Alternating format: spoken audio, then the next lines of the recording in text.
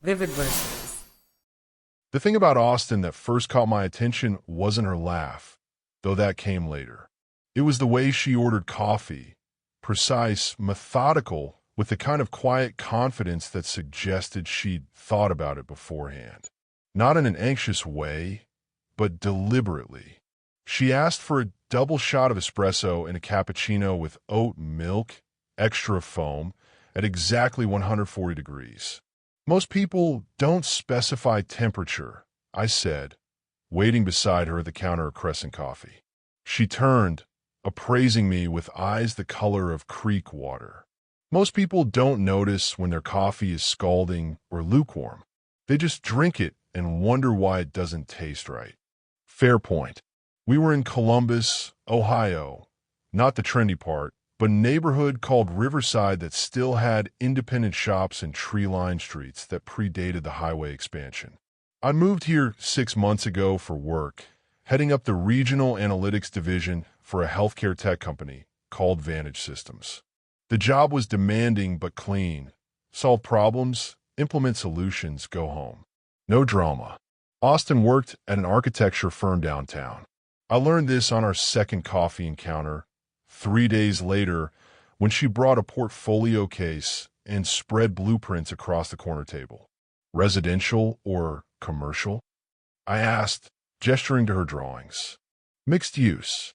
The future is integration. She smiled. I'm Austin by that way. Owen. The conversation flowed easily. She was intelligent, articulate, with opinions on everything from urban planning to the best ramen in the short North District. She read poetry, actually read it, not just kept a collection for decoration, and could discuss Neruda and Shimborska with equal enthusiasm. When she talked about her work, her hands moved in elegant arcs, sketching invisible buildings in the air. I found myself looking forward to Tuesday and Thursday mornings, the days our schedules aligned at Crescent Coffee. We graduated from casual conversation to deliberate meetups. Coffee became lunch, then dinner at a small Italian place called Bellissimo, where they made fresh pasta in a window facing the street. I like that you're measured, she said one evening, twirling bucatini around her fork. So many people just react to everything. You think first. Engineer's habit, I said. Measure twice, cut once. It's more than that. She set down her fork, expression serious. You're deliberate about everything. The way you order food, how you listen, even how you ask questions. Like you're constantly calculating. I considered this. Is that a criticism? No. She reached across the table, fingers brushing mine. It's refreshing. We started dating officially in October. The leaves in Goodale Park turned amber and crimson, and we walked through them on Saturday afternoons, her hand warm in mine. She had a one-bedroom apartment in Victorian Village with exposed brick and plants on every surface. I lived in a modern complex in the Arena District. Less character, more efficiency. Your place looks like a hotel room, she teased the first time she visited. Is this how you actually live? I travel light. Emotionally, too. It was said playfully, but I caught the probe beneath it. I'm selective, I said, about what I carry. She seemed to accept this. We fell into a comfortable rhythm. She'd cook elaborate meals while I sat at her kitchen counter, analyzing market reports on my laptop. We'd watch foreign films with subtitles, her head on my shoulder, dissecting the cinematography afterward. She introduced me to her friends, other architects, a poet, a gallery curator, and I integrated smoothly into her social circle. You're good at this, her friend Melissa observed at a dinner party in November. The boyfriend thing. Most guys Jesse's dated were either too clingy or too distant. Jesse, Austin's middle name. Jessica. Some of us still use it. Melissa lowered her voice conspiratorially. She reinvented herself after moving here. Fresh start, you know. I filed this away, noting Austin's slight frown across the room when she noticed us talking. Later, Walking home through streets decorated with early Christmas lights, she brought it up. Melissa talks too much when she drinks. She mentioned you go by your middle name now. Austin's jaw tightened. Is that a problem? Should it be? She stopped walking, breath misting in the cold air. I changed a lot of things when I moved here. My name, my career focus, the way I approach relationships. The person I was in Philadelphia, she wasn't happy. And now I'm becoming someone better. She looked at me steadily. Does that bother you? Everyone's evolving, I said. The question is whether they're honest about the process. She kissed me then, cold lips warming against mine. You always know exactly what to say. I didn't tell her that wasn't entirely true. What I knew was what not to say, a different skill entirely. The first real conversation happened in December, after her firm's holiday party at a renovated warehouse in the brewery district. We'd been dating 3 months. She'd had exactly 2 glasses of wine. I noticed she was careful about that, never more than 2, and we sat in her car in my building's parking garage, engine running for heat, neither of us moving to go inside. Can I tell you something? Her voice was quiet in the darkness. Of course. I have this thing about being perceived as difficult. She stared at her hands on the steering wheel. My ex, Brandon, he used to say I was too demanding, that I created problems where there weren't any. After a while, I started believing him. I waited, letting the silence stretch just enough. And then I'd catch myself trying to be easier, more accommodating, and I'd hate it. Hate him for making me feel like I needed to shrink. Hate myself for doing it. She turned to me. Do you think I'm difficult? I think you know what you want and you articulate it clearly. If someone finds that difficult, that's a compatibility issue, not a character flaw. Her eyes glistened. See? This is why I can trust you. You don't judge. Judgment implies a standard I expect you to meet. I'm just listening. She reached for my hand. I've never been able to be this open with someone. You make it safe. I squeezed her fingers gently. That's what this should be. In the elevator up to my apartment, she was quiet. Inside, she curled against me on the couch, and I felt the tension gradually leave her shoulders. Thank you, she whispered. For what? For not making me feel broken. I kissed the top of her head, saying nothing. But something shifted in my awareness, a subtle recalibration. She'd given me information, yes, but she'd also established a framework. I'm vulnerable with you.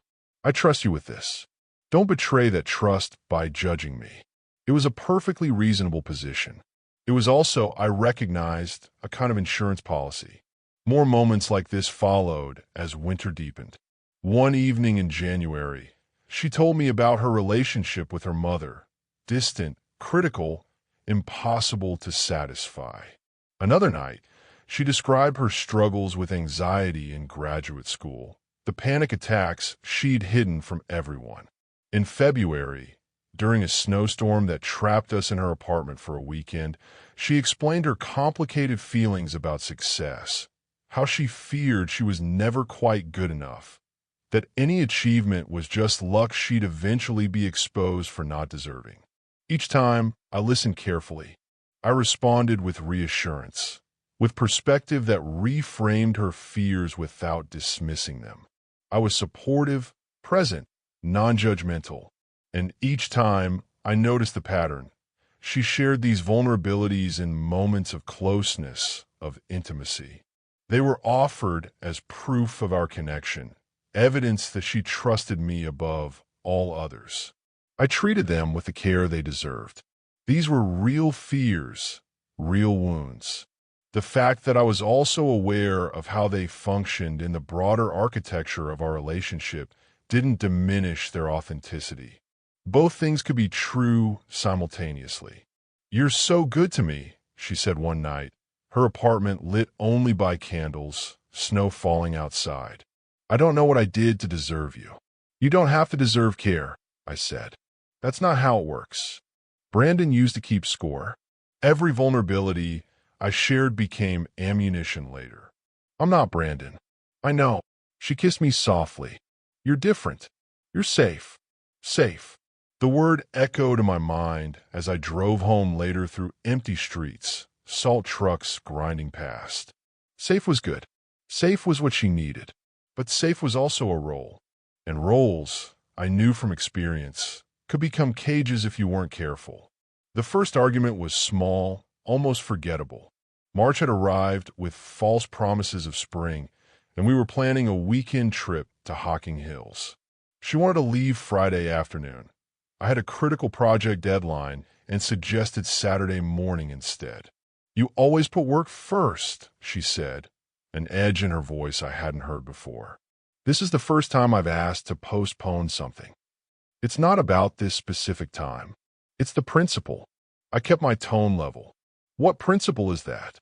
That you're not fully invested in this relationship. That you're always holding something back. I recognized the shift from specific disagreement to broad characterization. We can leave Saturday morning and still have the full weekend. This seems like a workable compromise. Of course you'd say that. You're always so reasonable. She turned away, arms crossed. Sometimes I wonder if you actually feel anything or if you just calculate the optimal response to every situation. I'll let the accusation hang in the air for a moment. Are you angry that I suggested Saturday? Or are you angry that I didn't get angry back just now? She blinked, thrown off balance. What? You're escalating. I'm trying to understand why. See? That. Right there. Analyzing instead of just being human. I'm being human. I'm just not being reactive. She stared at me, something working behind her eyes. Then she softened, shoulders dropping. You're right. I'm sorry. I'm stressed about the pitch at work, and I'm taking it out on you. I appreciate you recognizing that. Can we leave Friday evening? After your deadline? We could drive up, get a late dinner in Logan. That works. She kissed me, and the tension dissipated like morning fog. But I noted the pattern. Escalate, observe the response, recalibrate. It was almost experimental. The second argument came in April. We were at a dinner party hosted by her colleague Thomas and his wife in German Village. The house was beautiful, all original woodwork and tasteful renovation. 8 of us sat around a table set with actual china, discussing a documentary about urban decay. I made a point about how certain cities had failed to adapt to economic shifts, using Detroit as an example. Austin's expression shifted subtly, a tightening around the eyes. On the drive home, she was silent. What's wrong? I asked. Nothing. Austin. She exhaled sharply. It's just interesting how quick you are to judge cities for failing. Like it's some moral deficiency instead of the result of complex socioeconomic factors beyond their control. I didn't say it was a moral failing. I said they failed to adapt. That's a descriptive statement. Everything with you is descriptive. No emotion, no empathy, just analysis. I have empathy for the people affected. That doesn't mean I can't also observe the systemic failures that led to their situation. Of course you'd say that. She gripped the steering wheel tighter.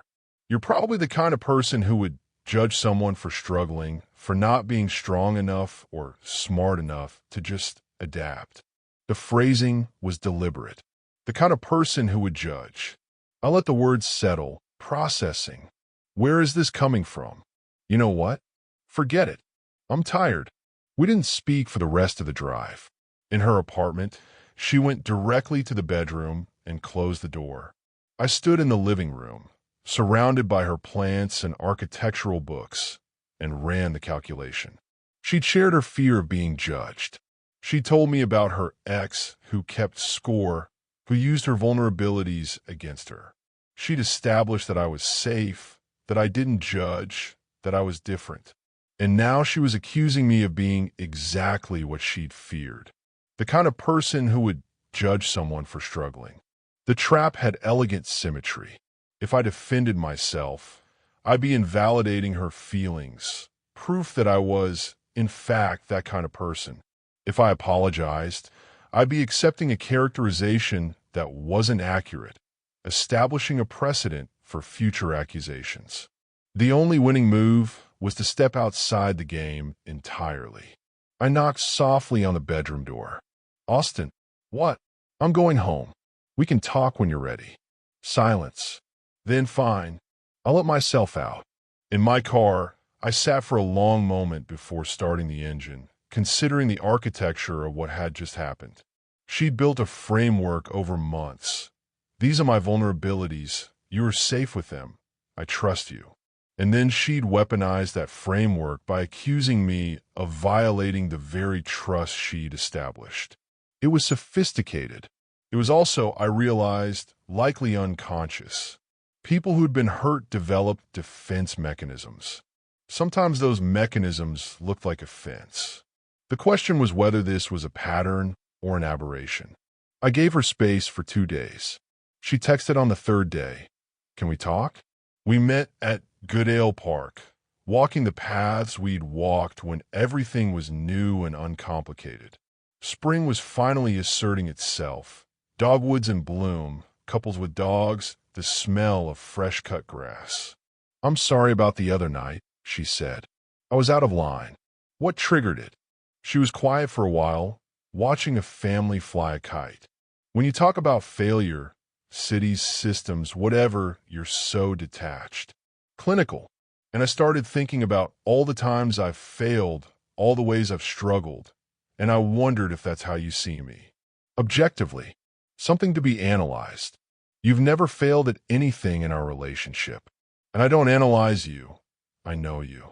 Do you? She stopped walking, facing me. Sometimes I think you're just really good at making people feel understood without actually letting them in.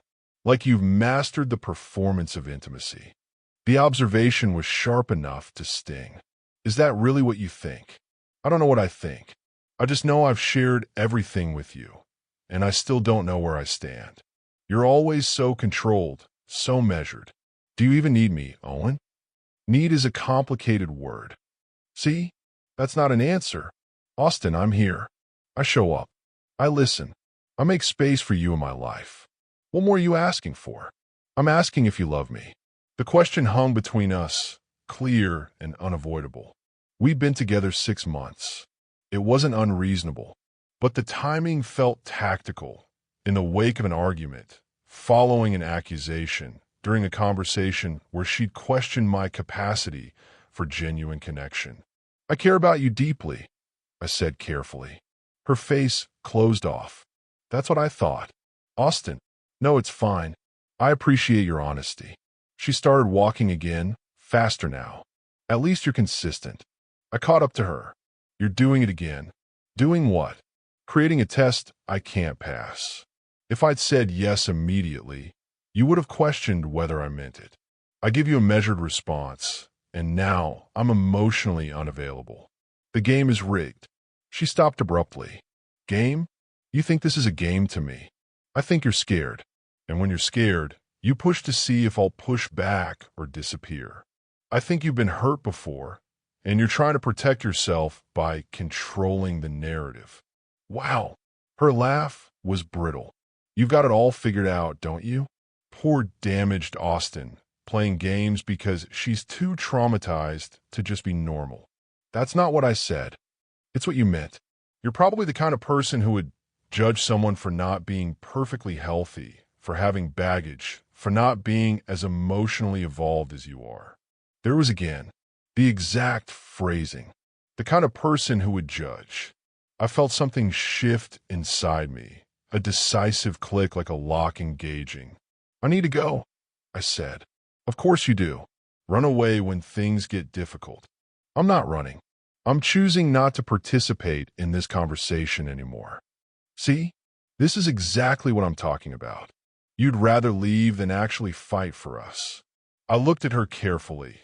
The woman I'd shared coffee with on Tuesday mornings, the architect who sketched invisible buildings in the air, the person who trusted me with her vulnerabilities and was now using them as weapons. "I've been fighting," I said quietly. "Just not in the way you recognize. But I'm done now." "What does that mean?" "It means we're not compatible, Austin." And I think you know that. Her eyes widened. You're breaking up with me? Because I asked if you love me. I'm ending this because you've created a scenario where anything I say or do will be evidence against me. You've shared your deepest fears specifically to establish what I can't judge you for. And then you accuse me of judging you for exactly those things. It's a trap, and I won't live in a trap. I can't believe this. You're turning my vulnerability against me. No, I said, firm but not angry. You're turning it against yourself and against me. And I'm sorry you were hurt before. I'm sorry Brandon made you feel small. But I'm not him, and I won't become him just because you need someone to play that role in your story. Tears welled in her eyes. Please, I'm sorry. I'm just scared. We can work through this.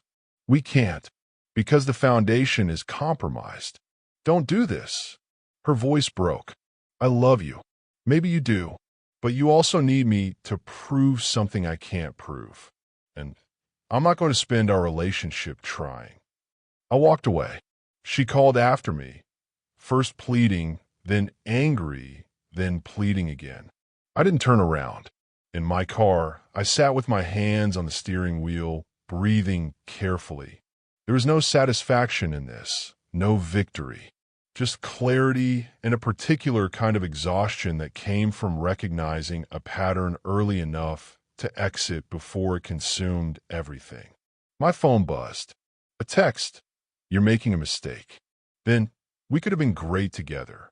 Then, you're just like everyone else. I turned off my phone and drove home through a city that was beautiful in the spring light, all possibility and renewal, while I carried the weight of something ending. The next few weeks were quieter. I threw myself into work, leading a major implementation project that required my full attention. My team respected my focus. They didn't know about the breakup, and I didn't share. Personal and professional were separate containers in my life, clearly labeled and securely sealed. Austin texted for a while, alternating between apologies and accusations, between promises to change and reminders of my failures. I read them all, responded to none. There was nothing left to say that wouldn't restart a cycle neither of us could win. After 2 weeks, the messages stopped. I ran into Melissa in late May at a coffee shop downtown, not Crescent, which I'd ceded as Austin's territory without resentment. Owen, she said, surprised. How are you? Good. You? Fine. Listen, I heard about you and Jesse. I'm sorry. These things happen. She hesitated then. For what it's worth, I think you did the right thing. She has a pattern. Great in the beginning, but she always finds a way to sabotage it. Says she's working on it in therapy, but... She shrugged. I hope it helps, I said and meant it. You're a good guy, Owen. Too good for the games. Just incompatible, I said. No one's the villain. She smiled sadly. That's generous. She's telling people you broke her heart because she wasn't emotionally perfect enough for you. I absorbed this without reaction. Of course she was. The narrative had to make sense of the ending, and people believe the stories they need to believe. I hope she finds what she's looking for, I said. You're not even angry. What would that accomplish? Melissa studied me for a moment. Jesse was right about one thing. You really don't react like normal people. Is that a criticism? No, she said. Just an observation. Take care, Owen. That evening, I sat on my balcony watching the city lights emerge as dusk fell. Columbus sprawled before me, full of people living their complicated lives, building and destroying relationships, learning and failing and trying again. I thought about Austin, about the woman she presented in the beginning and the person who emerged under pressure. I thought about the vulnerabilities she'd shared and how they'd functioned as both truth and tools. I thought about how she needed me to be someone I wasn't, either perfectly understanding in a way that required me to accept any characterization she imposed, or flawed enough to confirm her worst fears about being judged. I didn't hate her. I didn't even resent her. I just recognized the incompatibility with the clarity that came from stepping back far enough to see the whole structure. My phone buzzed. A dating app notification. I'd reactivated my profile a few days ago, more out of curiosity than urgency. Sarah, 32, wants to connect. I looked at her pictures, smiling in a kayak, reading in a coffee shop, at what looked like a family gathering. Her profile mentioned hiking, true crime podcasts, and a dog named Professor Biscuits. I smiled at the dog's name and swiped right. Epilogue, New Foundations. 6 months later, I was seeing someone named Claire. She worked in medical research at Ohio State, studying autoimmune disorders. She was brilliant, self-aware, and refreshingly direct. When something bothered her, she said so clearly, without subtext or tests. When I did something she appreciated, she acknowledged it specifically. I like that you think before you speak, she said one evening over Thai food at a place called Bangkok Orchid. My ex used to just word vomit his feelings everywhere, then get mad when I couldn't keep up. Everyone processes differently, I said. True, but there's something to be said for someone who considers their impact before opening their mouth. She paused. Does it ever bother you, though? Being that measured all the time, it's not a performance. It's just how I'm wired. Good. She smiled. Because I'm not looking for someone to fix or someone who needs fixing. Just someone real. That seems reasonable. Reasonable, she laughed. You would use that word. We've been dating 3 months. No drama, no tests, no accusations disguised as vulnerabilities. Just 2 people learning each other with curiosity instead of suspicion. I still thought about Austin sometimes, not with longing, but with a kind of anthropological interest. I understood her better in retrospect than I had in the moment. The hurt that drove her need for control, the fear that made vulnerability feel like risk management, the patterns she couldn't quite escape. I hoped she was doing better. I hoped therapy was helping her build different structures, healthier foundations. But I didn't reach out. Some distances were optimal. Claire's hand found mine across the table. Where'd you go just now? Just thinking about how sometimes the right decision feels like nothing. No fireworks, no drama. Just clarity. Is this about us? In a way, this feels right. Uncomplicated in the best way. She squeezed my fingers. I'll take uncomplicated. I've had enough drama for one lifetime. Same. We finished dinner and walked through the short north, past galleries and boutiques and restaurants with outdoor seating full of people enjoying the autumn evening. The city felt different now. Not changed, but clearer somehow, like looking at a familiar landscape after rain. My phone buzzed. A text from an unknown number. I saw you tonight. You look happy. I'm glad. I stared at it for a moment, recognizing the implicit claim in those words. I'm evolved enough to wish you well. See how healthy I am now? I deleted it without responding and put my phone away. Claire noticed but didn't ask. That was the thing about her. She trusted me to share what mattered when it mattered. No excavation required. You okay? She asked. Yeah, I said and meant it. I'm good. We walked on through streets that held no ghosts, no traps, no games I'd already refused to play. Just the simple architecture of forward motion, one deliberate step after another, building something new on solid ground.